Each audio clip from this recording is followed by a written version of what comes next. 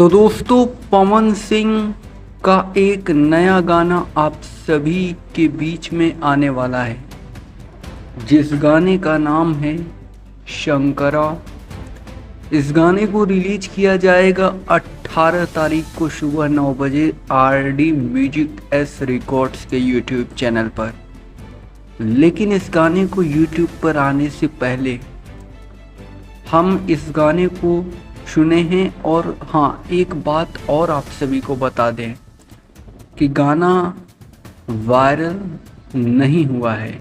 जी हाँ, गाना लीक नहीं हुआ है, गाना पब्लिकली लीक नहीं किया गया है। और ऐसा होता है कि गाना रिलीज तो हो जाता है, वह रिलीज होने वाला होता है, बट उससे पहले ही गाने को लीक कर दिया जाता है यूट्यूब पर आने से पहले।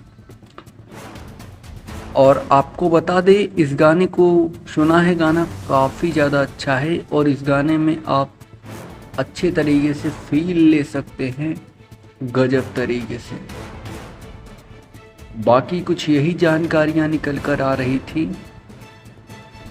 आप सब हमारे साथ जुड़ सकते हैं हमारे YouTube चैनल को सब्सक्राइब करके, क्योंकि आपको हमारे चैनल पर भोजपुरी इंडस्ट्री से रिलेटेड हर खबर मिलती है।